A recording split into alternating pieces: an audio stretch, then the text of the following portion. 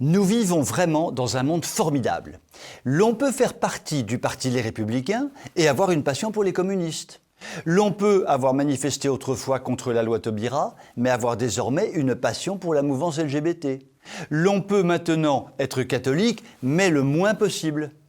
Illustrons tout cela par 3 exemples concernant le monde catholique.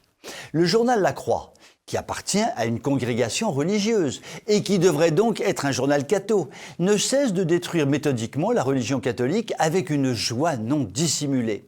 Sa dernière facétie a consisté à critiquer avec violence le très remarquable Monseigneur Quatennose qui, dans son diocèse d'Avignon, n'a cessé d'œuvrer pour ranimer une foi catholique bien éteinte sur sa terre épiscopale. Pour le journal La Croix, bien mal nommé, l'œuvre missionnaire de Monseigneur Quatennose introduisait des tensions dans son diocèse, ce qui était inacceptable bien sûr. Le journal a bien raison, il vaut mieux laisser ses diocésains vivre athées dans la tranquillité plutôt que de les perturber avec la religion catholique. Cela dit, cette fois-là, trop, ce fut trop, et le très courageux évêque de Bayonne, Monseigneur Hayet, n'a pas hésité à dire qu'il ne fallait pas hésiter à boycotter le journal La Croix. Second exemple, dans le même ordre d'idées, l'archevêque d'Auxerre, Monseigneur Giraud, a fait un choix diaboliquement surprenant en préférant que la magnifique et si ancienne abbaye de Pontigny soit vendue dans d'obscures conditions financières par la région à un homme d'affaires pour le moins contestable qui souhaite transformer cette abbaye historique en musée d'art contemporain, c'est-à-dire en musée d'exposition de toutes les horreurs possibles et imaginables. Pourtant, la très remarquable fraternité Saint-Pierre avait fait une proposition d'acquisition de l'abbaye, sa proposition étant financièrement très supérieure à celle de l'homme d'affaires contestable. La fraternité voulait créer un séminaire au rayonnement international. C'en était trop pour l'évêque. La fraternité est vraiment trop catholique. Le prélat a donc préféré que ce site d'exception soit bradé en faveur d'un acheteur éminemment contestable et fort peu catholique. Troisième exemple, je ne reviendrai pas sur la sinistre affaire qu'a connue en 2020 le très remarquable et très catholique établissement de Saint-Jean-de-Passy à Paris. L'archevêque de Paris avait validé le renvoi dans des conditions scandaleuses de son excellent directeur, François-Xavier Clément, qui avait le seul tort d'être trop catholique, décidément. Pour l'Église catholique de France, il semble qu'être trop catholique devienne un péché mortel, susceptible de vous conduire tout droit dans le feu de l'enfer. La miséricorde, tarte à la crème actuelle, est pour tous, sauf pour les trop catholiques. Il ne faut pas exagérer quand même. Dans ces conditions, le monde catholique y perd son latin et fréquente de moins en moins les églises. Il est donc assez logique que les pratiquants réguliers ne représentent plus que moins de 2% de la population française contre 95% en juin 1789.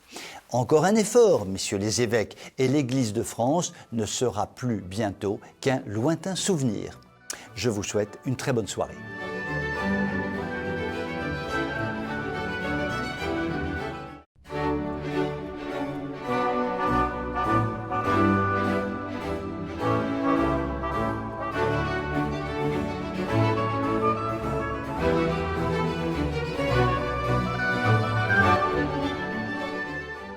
À l'heure où près de 70% des Français se disent favorables à la mise en place d'un grand référendum sur l'épineuse question de l'immigration, les grands patrons, toujours à la pointe du progrès social, publient dans le journal du dimanche une magnifique et vibrante tribune qui pourrait s'intituler ainsi « Immigration, toujours plus ».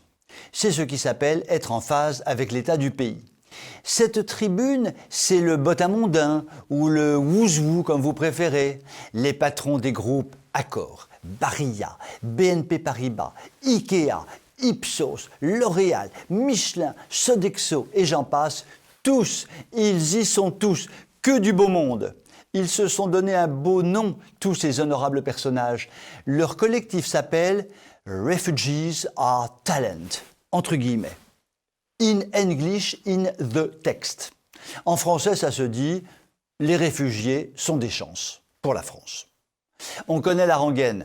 Nos patrons en or en sont convaincus. Ouvrez les guillemets. Chaque année, la France accueille 50 000 personnes réfugiées et autant de talents. Certains d'entre eux sont diplômés, d'autres non, mais tous ont des compétences et des expertises recherchées par les organisations et avant tout une forte volonté d'intégration. Fermez les guillemets. Il faut dire que cette forte volonté d'intégration, bien souvent fantasmée, fait bien leur affaire. S'il fallait payer tous ces travailleurs en fonction des exigences salariales des Français de souche, ça serait nettement moins drôle. La philanthropie, ça va bien 5 minutes, mais ça vaut surtout si ça rapporte. Tout de même, avouons qu'il ne manque pas de culot ces braves patrons aux comptes en banque bien dodus et soigneusement planqués dans leurs villas sécurisées de Garches, de Neuilly ou du 16e arrondissement de Paris. Ils sont très forts pour nous expliquer que les immigrés, c'est bien, mais pour bosser avec eux, à bas coût. Pour vivre en bas de chez eux, fréquenter les écoles de leurs enfants, s'installer sur le même palier qu'eux, certainement pas. Au CAC 40, on ne mélange pas les torchons et les serviettes. Oh, oh, Charlot! C'est un peu comme avec le vaccin anti-Covid. Tous ces patrons ne regardent pas de trop près les effets secondaires. Quand on en tire profit depuis une tour de la Défense, les effets pervers de l'immigration, ça n'existe pas, naturellement. Avec toute bonne conscience, ils s'imaginent donc être en train de changer le monde pour bâtir un avenir, je les cite, avec un nouveau modèle d'entreprise où performance et solidarité vont de pair. Fermez les guillemets. C'est beau comme une encyclique du pape François. Vous y croyez, vous, à la performance solidaire? Moi pas. Continuez comme ça, messieurs, et la prochaine fois, l'on montera à 80% de Français de souche se prononçant en faveur d'un référendum anti-immigration.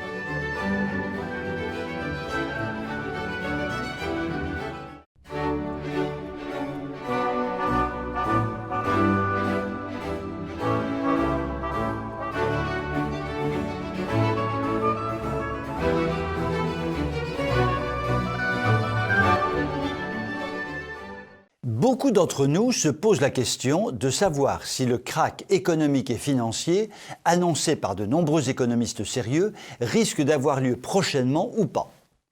Lorsque la crise liée au Covid s'est approfondie à partir du printemps 2020, en France, mais aussi dans le monde entier, il est apparu que tout cela pourrait se terminer par un krach magistral à la sortie de l'été 2020. Pourquoi ce krach n'a-t-il pas eu lieu alors que la production mondiale de richesse chutait, que le chômage augmentait partout, que les entreprises connaissaient de grandes difficultés, que les banques semblaient terriblement fragilisées, que le commerce international se contractait? Pour une raison simplissime, les pays occidentaux ont fait fonctionner la planche à billets dans des proportions inouïes. L'argent factice devait être distribué partout et en quantité considérable et l'on verrait plus tard comment gérer cette montagne de fausses monnaies. Les dettes publiques des États pouvaient augmenter autant que chaque État le voulait, ou presque, afin d'accompagner la crise. Il en est résulté un léger redémarrage de la production, un chômage apparemment contenu, mais cela au prix de facilités financières extraordinaires accordées aux entreprises et de liquidités considérables accordées aux banques par les banques centrales.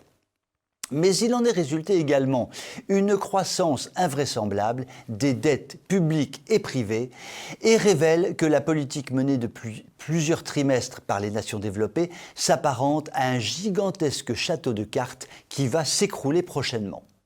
Je reviens donc à la question préalable. Quand aura lieu le krach ?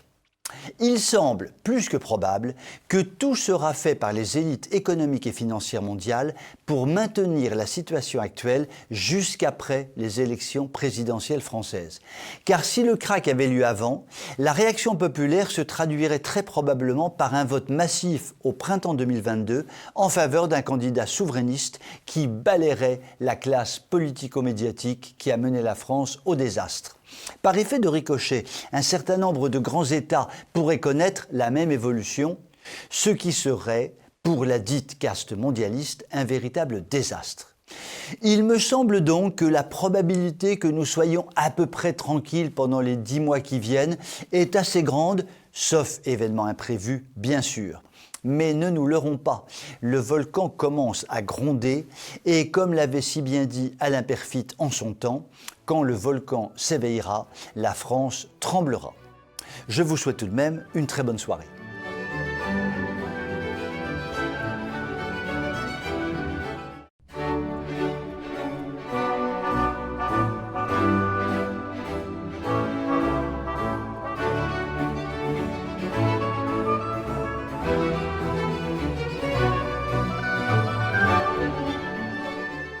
La culture woke, racialiste et indigéniste, n'en finit pas de faire des petits. Curieux pour des gens qui prônent le malthusianisme et la dénatalité. La somme des âneries que nous devons à cette dangereuse et nouvelle idéologie progressiste et déversée dans les médias occupe à elle seule plusieurs dizaines de serveurs informatiques à travers le monde et contribue ainsi au réchauffement climatique par la croissance de la consommation électrique. Je te couperai le courant vite fait à ces braves gens, moi. Ça nous permettrait d'avoir des vacances et de protéger la planète en prime. La dernière création ou trouvaille des wokistes consiste à imaginer de prendre une actrice métisse pour incarner l'héroïne Blanche-Neige dans un prochain film de contes de fées. Curieux choix d'ailleurs, car Blanche-Neige, c'est un titre qui, à soi seul, évoque la tyrannie suprémaciste blanche. Pourquoi choisir d'en faire une interprétation cinématographique? Si je me rappelle bien les termes exacts du conte de mon enfance, Blanche-Neige, c'est les cheveux noirs comme l'ébène, des lèvres rouges comme le sang et la peau blanche comme la neige. Plus stéréotypé, tu meurs. Du cliché raciste à la louche. Il fallait donc bien que l'industrie hollywoodienne s'attaque à ce scandale, d'où l'invention du siècle, confier le rôle à une métisse. Ça, c'est fortis pour casser les préjugés et faire en sorte, accessoirement, que l'histoire ne veuille plus rien dire. Alors, je suis allé me renseigner pour voir la bobine de la métisse en question, tant vantée par la presse progressiste. Et là, quelle ne fut pas ma stupeur. Tu parles d'une métisse. En fait, l'actrice pressentie pour le rôle de Blanche-Neige n'est pas du tout la cousine d'Assa Traoré, ni le sosie de Kamala Harris, ni même la fille de Michelle Obama. Si vous voyez ce que je veux dire. En fait, elle est née d'une mère colombienne et d'un père polonais. Elle est charmante d'ailleurs, cette jeune femme, et elle a des traits qui effectivement peuvent rappeler le bon vieux dessin animé du père Disney de 1937. Seulement, nos meilleurs ennemis, les wokistes, éveilleurs des consciences occidentales, n'ont tellement rien à se mettre sous la dent dans le néant de leur vision du monde rabougri qu'ils n'ont rien trouvé de mieux que de lui coller l'étiquette métisse sur le front en espérant que ça ferait du buzz. Moi, je trouve qu'une polono-colombienne qui a les lèvres rouges comme le sang, la peau presque blanche comme neige et les cheveux noirs comme l'ébène, ça n'est pas très transgressif et je reste un peu sur ma faim. J'attends donc avec impatience une nouvelle version avec, dans le rôle de Blanche-Neige, un acteur afro-américain qui aurait choisi d'être femme, comme le proposait en son temps la Simone de Beauvoir, la copine à Jean-Paul Sartre. Voilà qui serait vraiment progressiste et transgressif. Sur cette conclusion enthousiasmante, je vous souhaite une très bonne soirée.